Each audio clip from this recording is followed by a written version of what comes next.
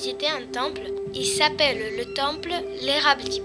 Le temple est situé dans les montagnes, dans un genre de fossé. Et il est abrité du vent et de tout le reste, car il est vraiment isolé du reste du monde.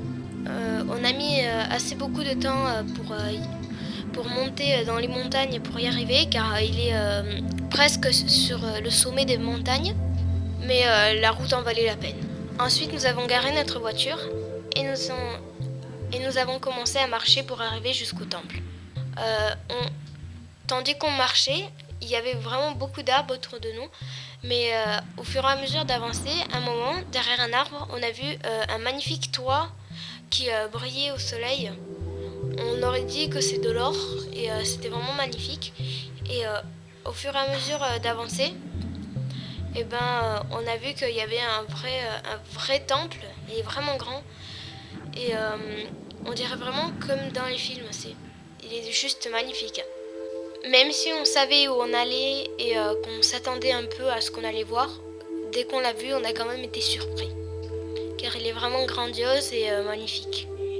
Autour de lui, il y a un grand parc qui est très bien entretenu. Autour, il y a une forêt naturelle. Et en fait, avec cette forêt, ils ont fait un parc en essayant de garder la forêt le plus intacte possible et en entretenant tout ce qu'il y a autour.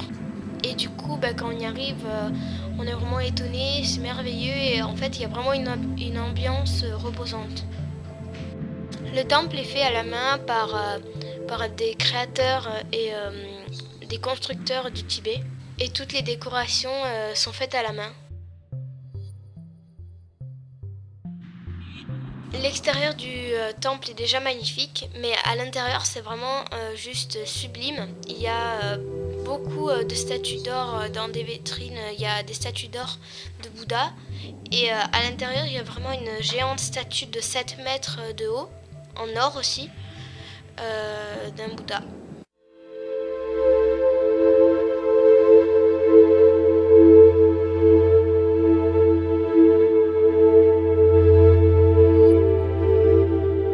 Sur le côté du temple, dans le parc, se situe un magnifique lac avec des canards, avec des offrandes pour la grande statue qui est au milieu. C'est une statue qui est aussi en or et faite à la main. À côté de la statue, juste en face, il y a une petite table, comme vous pouvez le voir, avec dessus un bol avec des fruits. C'est pour que ça leur apporte chance et la paix. Sur le territoire du temple, il y a vraiment des statues et ces statues sont dorées. Et elles sont censées toutes représenter un signe de la paix.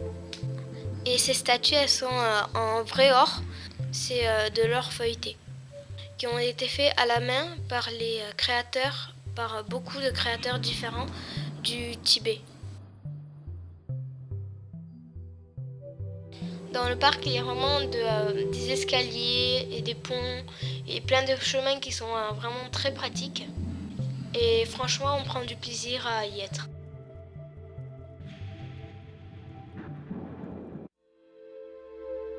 Aussi, il y a beaucoup de très beaux endroits où on peut simplement s'asseoir et se reposer. Et réfléchir à la vie.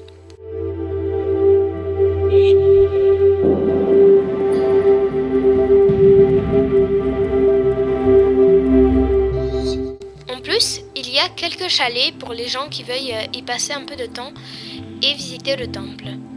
Ils peuvent y rester pour plusieurs jours.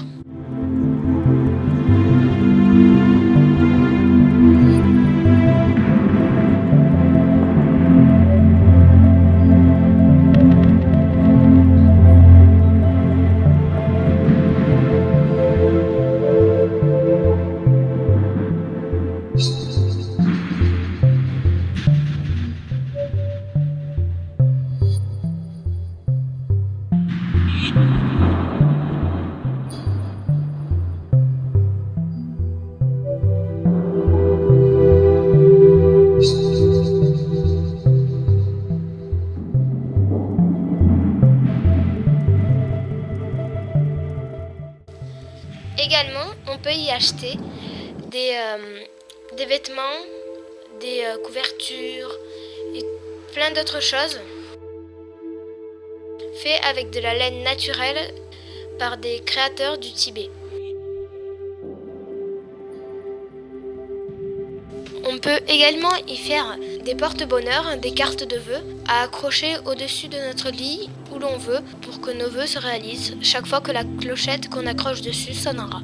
Je l'ai fait moi-même, j'ai colorié le mandala, j'ai accroché les plumes, j'ai écrit mon prénom et puis j'ai collé tout ça dessus. Voilà le mien que je trouve vraiment magnifique. Donc vous pouvez me dire ce que vous en pensez aussi.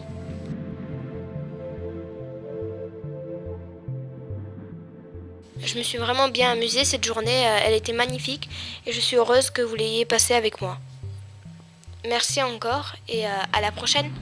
Et à propos, n'oubliez pas de laisser des likes, écrire les commentaires, abonnez-vous à ma chaîne, partagez mes vidéos et merci encore.